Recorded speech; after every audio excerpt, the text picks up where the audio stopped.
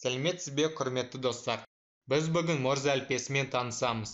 Морзе әліппесі Морзе коды шартты сигналдар жүйесі Морзе әліппесі америкалық өнертапқыш Самуэл Морзе ойлап тапқан.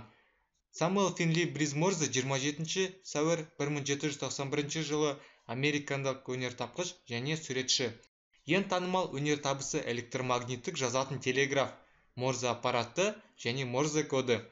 1844 жылы 24 сәуірінде Морзе тәсілімен алғашқы телеграмма Вашингтон мен Балтимор арасында жөнелтілген. Мәтіні «Тәңірім, істерің ғажап сенің» болған еді.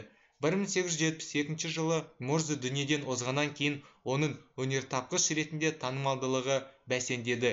Себебі телеграфты, телефон, радио және теледидарда ығыстырды.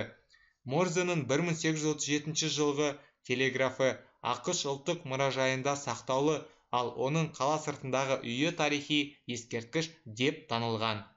Морзе аппаратымен хабарларды кодпен беруге және қағаз таспаға кодпен жазып алуға болады. Морзе кодында әрбір әріпке немесе таңбаға ток импульсінің қысқа мерзімді нүкте және 3 еселі ұзағырақ тире сигналдарын белгілі бір комбинациясы сәйкес келеді. Олардың арасы нүкте ұзақтығына тең токсыз интервалымен бөлініп отырады. Сөздегі әріп және көп таңбалы цифрлар арасы әр комбинацияны аяқтайтын 3 еселі токсыз интервалымен, ал текстегі сөздердің арасы 5 еселі токсыз интервалымен бөлінеді. Морзе аппаратында әрбір әріп байланыс желісі мен батареяға қосылған контактыны түйіспені кілттің көмегімен қосу арқылы беріледі. Ал енді бағдарламаны зерттейік. Ең бірінші void bibik бұл функция Windows операция жүйе арқылы бағдарламамызға сай дауыс шығарады. Input Morse TXT бұл Morse файл әліппесімен жұмыс орындайды. Input data TXT файл текстпен жұмыс атқарады. Char mcode бұл нүкте тире функция үшін. Ал char cd бұл символ кестесімен жұмыс істеу үшін керек. Мұнда if деген шарт бұл егер де жаңа сөз болса, онда жаңа жолға нәтижені жазады. Келесі бізде if деген шарт тұр. Бұл бізге керек код табу үшін керек.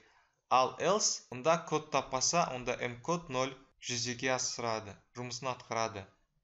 Сонымен bibik mcode ол ең соңғы нәтижені осы функция арқылы операция жүйе арқасында сигналды естиміз. Енді бағдарламаны іс жүзінде бақылап көрейік. Ол үшін мысалы hello және де pass деген сөзді шифрлейік.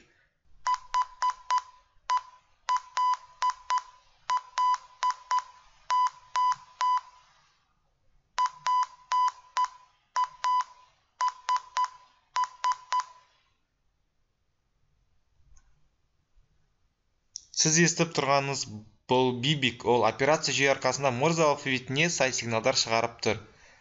Енді H әріпі бізде 4 нүктеден тұр.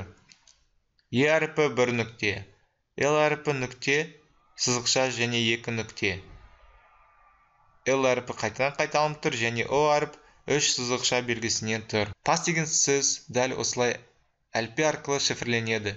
Бізде Морзе әліппесі дайын, енді шифрленген кодты жіберуге болады. Жалпы назар аударыңызға рахмет.